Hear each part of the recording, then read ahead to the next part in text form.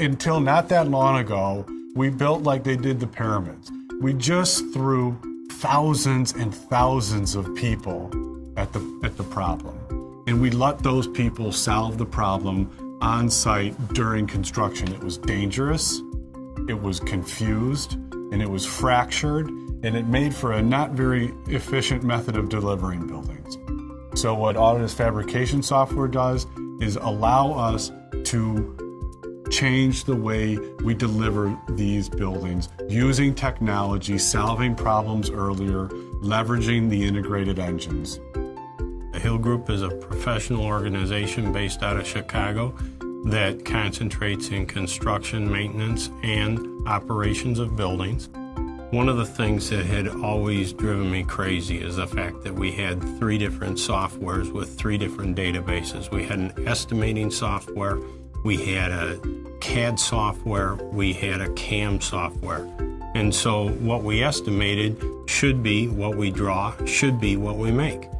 And very rarely were those 3 databases all linked together. We would get boxes of fittings and random pieces of pipe and then put them on pipe stands, and you'd see welders just welding out. And then guys in the field would be going and taking measurements, and you'd be coming over and cutting them. And just this whole tedious process. The only thing that's going to differ your shop from another shop is going to be material handling and technology.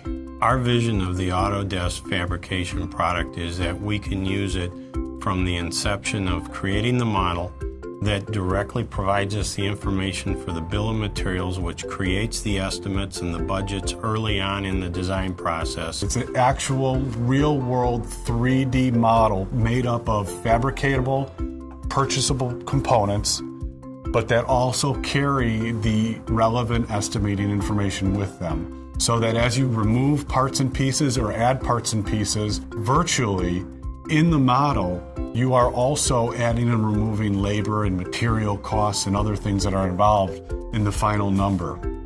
The section of the model that we're working on in the shop is fully coordinated by the time it comes to the shop. The pipe shop is sent to as spool drawings, which they pass out to the people in the shop, and they fabricate directly from that. On the sheet metal shop, we have large amounts of ductwork sections are downloaded directly from the model to the programmer in the sheet metal shop. The programmer in the sheet metal shop then sends it to the machines out in the shop, the coil line and the plasma tables, and they automatically begin cutting. They also generate production stickers, which get put onto each piece of fabrication, and each person in the shop knows by looking at these stickers exactly what to do, what process it needs to go through to become a fully fabricated piece of ductwork. One of the things that was amazing was how surprised some of our top field guys were in terms of what the end product looked like and what the drawing on the piece of paper looked like. And it was amazing, but those 2 things were not necessarily all that related until these technologies allowed us to really build with the real world stuff and to really push that to fabrication. We can leverage any of the information created in the initial database downstream in the process.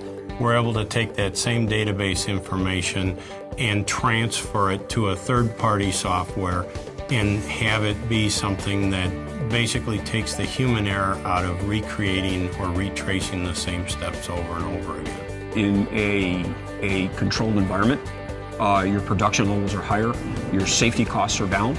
We've proven over and over and over that if we can build everything in the shop, we are better off in the field. And it makes for a better job and a faster job. There is an investment to make in creating the ability to leverage the Autodesk Fabrication tool.